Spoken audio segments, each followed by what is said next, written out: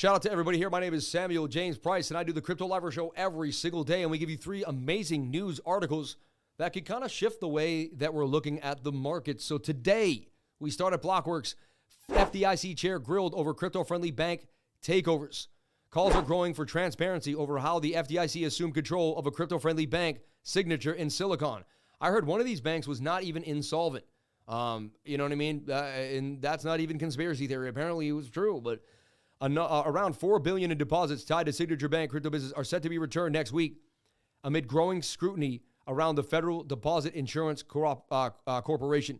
During a financial service hearing on Wednesday, FDIC Chairman Martin Gruenberg fielded questions over his agency's handling of the recent U.S. banking crisis, including takeovers of Signature in Silicon. Funny, I told my mom and dad, I said, Mom, you got to have some Bitcoin. I said, they only can give you as much as they got in the bank. And my parents were like, yeah, but it's FDIC approved. And my mom said this to me yesterday. I said, Mom, are you not my mother? You know what I mean? Are you not my mother, man? Anyway, FDIC grilled over crypto-friendly bank takeovers, all right? Around $4 billion in deposits tied to Signature Bank crypto's business are set to be returned. I believe it's already been sold out of the bridge institution, Gruenberg responded. Emmer later rebuffed the chairman's response in a tweet. Get your story straight, Chairman Gruenberg. You're on the congressional record. Did the FDIC sell Signet or not? And if not, why is our government controlling one of the few private sector's 24/7 money rails that supported the digital economy? Tom Emmer goes hard, man, and he really, really represents the crypto space, free commerce, and the fact that we need to have crypto needs to be free. Pro-crypto Congressman Tom Emmer asked Gruenberg whether the FDIC plans to sell intellectual property tied to Signature's blockchain, and he says, I believe that's already been sold. He said, I believe it's already been sold. He said, was it or wasn't it? The FDIC sold Silicon Valley's deposits to First Citizens Bank earlier this week. Emmer pressed Gruenberg on his assertion that the sale included assets or liabilities tied to crypto-related firms. Gruenberg claims that all deposits from Silicon were assumed by First Citizens. But I am also certain that's not true, said Nick Carter, a co-founder at venture capital firm Island Castle Ventures. Emmer and the FDIC did not immediately respond to requests for comment.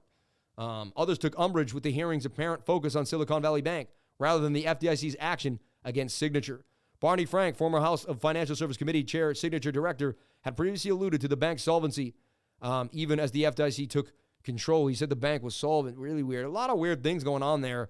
Definitely an inside job. We're not stupid. We never get the whole news. It's big boys playing games, and then they feed us nonsense on the back end, and we know that. That's why you should never take any of this at face value, and you should always be able to see the truth behind the curtains because that's how you kind of get the news. Citibank, tokenized securities market could reach $4 trillion by 2030. I'm telling you, SNX, which is synthetics, that could be a big mover. I own it long term because I believe it could create tokenized securities and be one of the bigger players in the game. So I watch synthetics, SNX for this region. You might want to write that coin down. Nobody's talking about it. It's doing nothing now, but maybe a few years from now, it might do something big. But look at this. Citizen tokenized securities market could reach $4 trillion by 2030. Trillions of dollars of assets could be tokenized by the end of the decade, according to Citi researchers. While the adoption of blockchain technology has been slow, the technology is approaching an inflection point. Once our technology, it's like making one of the fastest engines. Once we get it, boom.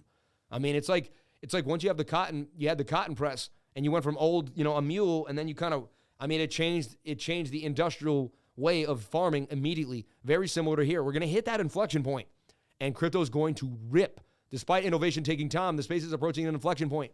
Boyle said, as promised, potential of blockchain could soon be realized. Successful adoption will be when blockchain has 1 billion plus users who do not even realize they are using the technology. This will likely be driven by adoption. I mean, I already do it every day. I use my Coinbase card when I buy stuff, and I don't even realize I'm using cryptocurrency, and it happens immediately.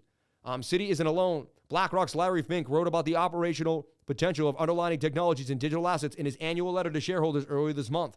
In particular, the tokenization of asset classes offers the prospect of driving efficiencies into capital markets, shorting value chains and improving costs. Yeah, if you can invest in things through a tokenization and not have to actually invest in the thing and then have access to it, be less tape, less movement, and people could just the economy would move way faster.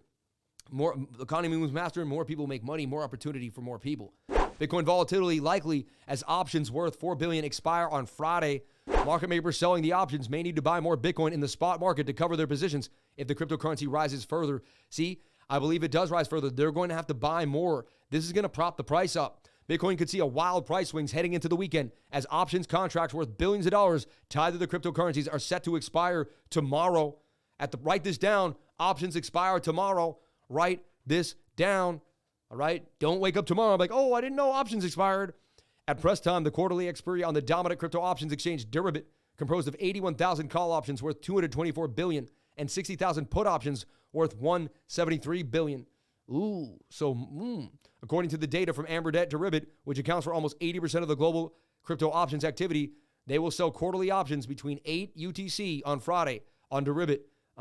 Once options contracts represent 1 Bitcoin. They didn't say it was 8 p.m. or, there's a massive quarterly options expiring tomorrow. CEO, co-founder of TDX Strategies. The street is potentially short gamma on the top side.